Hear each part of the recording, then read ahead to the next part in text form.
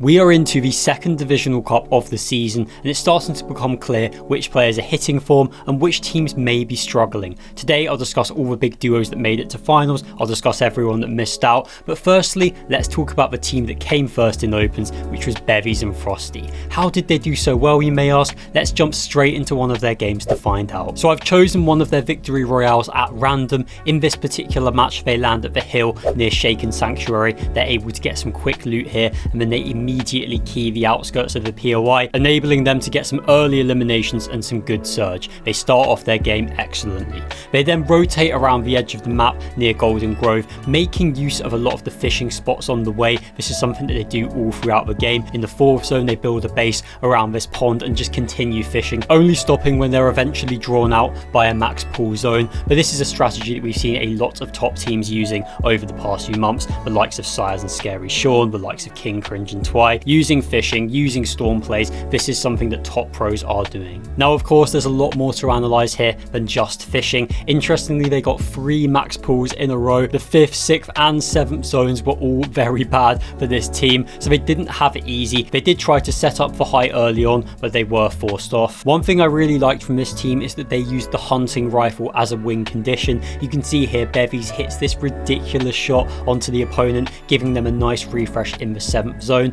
In the 8th zone they then hit a nice pre-edit play too, very decisive, very good stuff, and it sets them up nicely going into the end game. Although interestingly things do get a bit rougher from here. They end up getting tagged pretty heavily in one of the moving zones. They're having to sit in the storm. It doesn't look like it's going to end up in a win, but then out of nowhere they completely recover the game. They manage to heal back up, they get back into the zone, and then they spot that height looks weak. Bevvys hits another beautiful hunting rifle shot and they're able to go up and take height. From here it is a relatively routine hold. They can use the big trees as a way of connecting. Frxstyy stays pretty high to avoid being retaken with overdrive grenades. Bevvys chooses to drop and frag out. He was on fire during this game. They're able to close out the win. Very, very impressive stuff. If I had to summarise this game into 3 points, it would be taking aggressive but nonetheless intelligent fights off spawn. It would be making use of fishing as a mechanic, and it would be utilising the hunting rifle as a valuable win condition.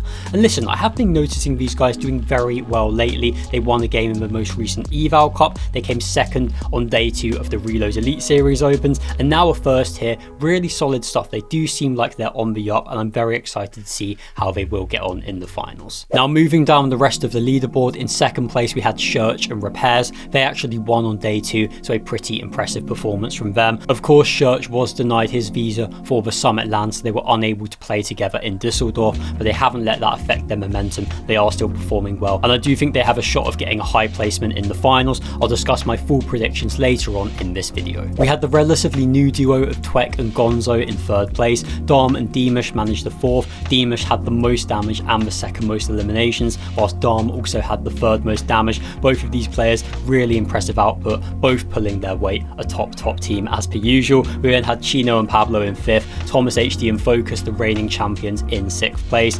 Amos and Vampy in 7th, a pretty underrated German duo. Vico and Malabuka in 8th are Summit land champions and the runners up from last week. Vico had the most eliminations and the 2nd most damage, a usual talismanic performance from him, no shocks there. In 9th place we had Alvanir and Ski, a Norwegian UK hybrid duo, and then in 10th there's a team that I want to discuss in some depth, which is Skyjump and Kurama. Now if you're tapped into EU, you'll realise that this is a completely new team, because Akiira and Kurama do seem like they have officially split. I still do maintain that they were by far the best duo of all the French players, and I am a little bit surprised that this decision has been taken. I can appreciate that some of their performances haven't been perfect. Of course FNCS Grands wasn't great. They also didn't do well at the Summit land, but they were contested in those finals. I do think that they should have stuck together, but listen, if this is the end, I do think we're getting 2 good duos out of it. Skyjump and Kurama, another double controller team, very exciting stuff there, and of course they have qualified for these finals.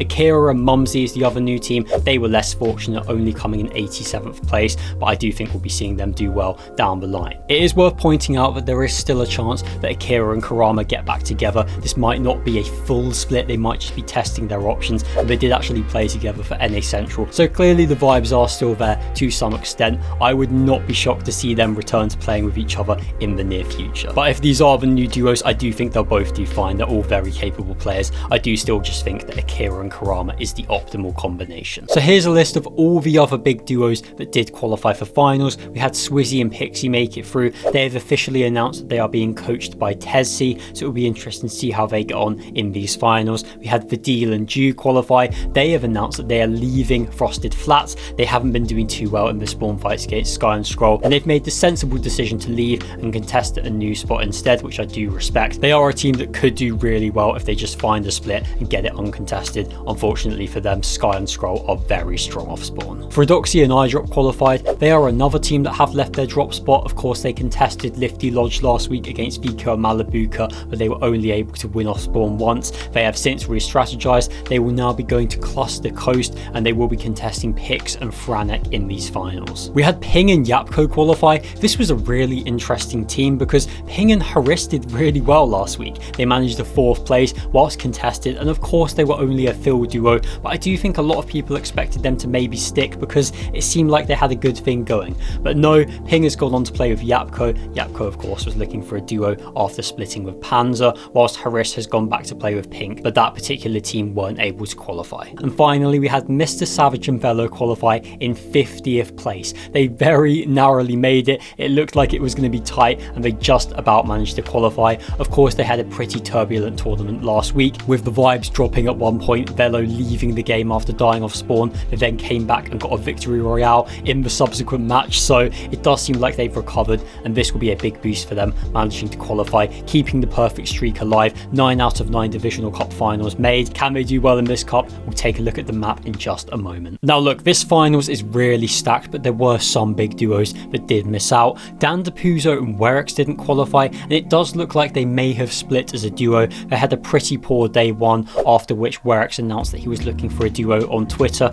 They brought things back on day 2 though, finishing 6th overall. Unfortunately, it just wasn't enough to secure that top 50. Maybe they do stick. I do wonder if them splitting was a bit of a reactionary thing. Of course, they were going to play the Summitland together, but Dan DePuzo had his visa denied, so Werix had to play with Kai Duo, and they did underperform. I do think it would be a shame if they split. They are, of course, the dark horse duo of EU. We had Cringe and Volko not make it. Ghost and Doom, a seemingly new duo. It does seem like Ghost is no longer playing with Tayson. We'll have to see how that situation does evolve. Pradaj and Trexa didn't qualify after making top 10 in last week's final, so that was disappointing from them. We had Seti and Kombeck not make it either, having been 4-0'd off spawn last week by Ping and Haris. Merstash and Panzer not qualifying in their first Div Cup as a duo. And listen, as I've mentioned in previous videos, I'm not the biggest fan of this team. I do think that Panzer was probably better off sticking with Yapko, and I think Merstash is maybe a slight downgrade. However, we do need to give them a chance to develop,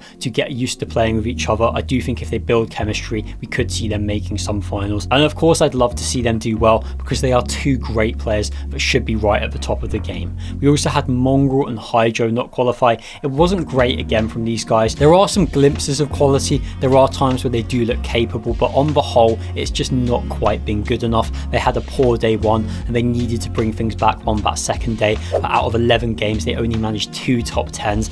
Really not the standard that we would expect from these guys. I would like to see them make at least one of the next 2 Div Cup finals before the summer break. Otherwise, I do think this duo may need to potentially split. Now let's get into my predictions for this week's finals. Of course, this is based on the current map, which could evolve between now and Saturday evening. So my final 100% locked predictions will be out over on my Twitter, so follow me at Spudzan so you don't miss out on those. But for now, here is my top 10. In 10th place, I've gone for King, Cringe and Twy. I feel like I've gone a bit quiet on these guys lately. They haven't really been cropping up too much, but they are still a team with a lot of quality. The Summit LAN wasn't a perfect performance from them by any means, but it was still their first LAN together, so I do think we can cut them a bit of slack. They've got a nice split uncontested, and I do think they should be doing well from there. One thing to note on this map is that a lot more of the big duos are uncontested. Last week, it felt like practically everyone was fighting off spawn, whereas this week, I think there's a lot more teams that have realistic routes to victory. In 9th place, I've gone for the new duo of Kurama and Skyjump. They've got a nice split uncontested right in the northwest of the map. They are a team with a lot of quality. Despite my reservations about Kurama splitting with Akiira, they should do well. In 8th place, I've gone for Chap and Frxstyy. They've got Golden Grove uncontested yet again, and I do think they should be doing well from there. In 7th place, I've gone for Chino and Pablo. Sinister Trip Uncon is realistically a recipe for success, and they could finish way higher than 7th. I do just think that there's 6 really good teams above them, and they didn't overly impress me last week with their 6th place finish, so we'll have to see how they get on. In 6th, I've gone for Kami and Hari. Yet again, they've got this nice tunnel split uncontested. I do think this is one of the more underrated areas of the map, and as I said, they were quietly going about their business last week, looking very good. I do think they can build on that now.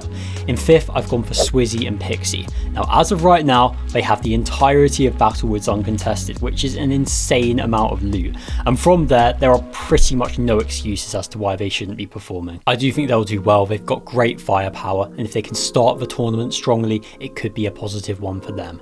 In 4th, I've gone for Sky and Scroll, and honestly, I'm not 100% sure on this. It feels very weird putting Sky and Scroll so low down. The only reason for this is because their end games last week were pretty poor. Their best placement was a 16th. I know they were contested in all of the games, but they did really well off spawn, and they're actually on con now because of that. But their main issue was their end games, and yes, I do think they will drastically improve on that in this cup because it was a complete outlier last week. But with the form of the 3 teams above them, it's hard to justify putting them in those positions.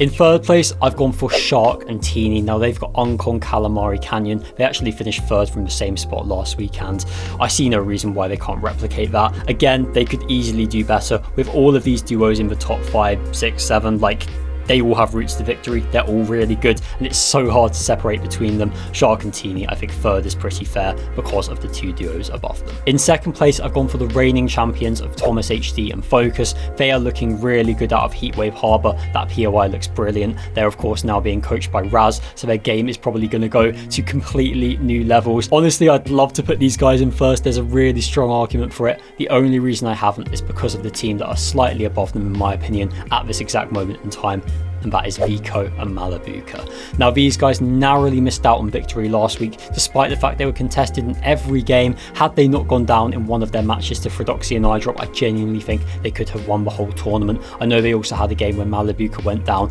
quite early in the end game, but did kind of cost them. But if they can perform like they did last week in what should be a much easier situation, I do believe the win has their name on it. I've got 2 honourable mentions before I end the video. The first is Church and Repairs. They're landing at Trop Shop, and the reason why they're not in my top 10 is because there's 2 duos to the south of them, and I do wonder if they may get contested. The second team is Sires and Scary Sean. A similar issue. They currently do have a split uncontested, but that whole southeast section of the map is so congested, and I do think that could be a big issue for them. If these teams had more favourable situations, they may well find their way into my top 10. Now, the other big news that we had this week is that the Pro-Am has now been confirmed. It's looking like it might be a series of smaller tournaments compared to just one big one that we had last year, so I'll keep you guys up to date on that. I do have a Pro-Am related video coming out very soon, so stay tuned for that. Thank you very much for watching this video. Please subscribe to the channel to stay up to date with European Fortnite news. Thanks for watching. See you in the next one.